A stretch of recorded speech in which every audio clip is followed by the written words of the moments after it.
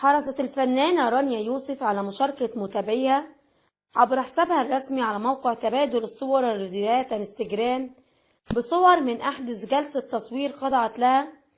لفتت رانيا يوسف الأنظار في الصور بإطلالة جريئة كما وصفها رواد السوشيال ميديا، حيث ارتدت فستان قصير ذو أكمام مكشوفة وابتسم باللون الأصفر الذي لا يحمل أي نقوشات أو تطريزات. رانيا يوسف من مواليد 1 ديسمبر 1973، هي ممثلة مصرية حاصلة على ليسانس آداب قسم اللغة الإنجليزية من جامعة القاهرة. بدأت بالظهور من خلال مجال الإعلانات، كانت أول دور لها بمسلسل العقاب، ثم دور أكبر بفيلم النجون من النار عام 1994، ثم شاركت بمسابقة ملكة جمال مصر عام 1997 وحصلت على مركز الوصيفة الأولى. كان دورها في مسلسل عائلة الحاج متولي هو دورها الأول البارز أمام الجمهور.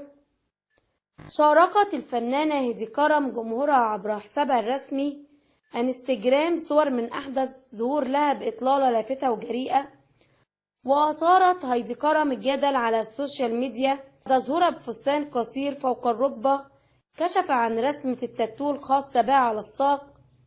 هيدي كرم من مواليد 27 أغسطس عام 1980، ممثلة مصرية ولدت في شبرا وعاشت فيها 7 سنوات. تخرجت من كلية التجارة قسم لغة فرنسية في جامعة عين شمس.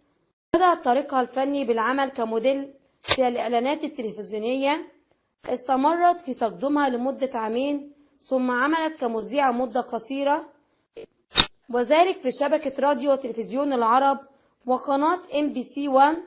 تخرجت أثناء ذلك من كلية التجارة جامعة عين شمس، ثم دخلت مجال التمثيل من خلال مسلسل مارينا، ولم يتم عرضه، وشاركت بعدها في العديد من الأعمال الفنية.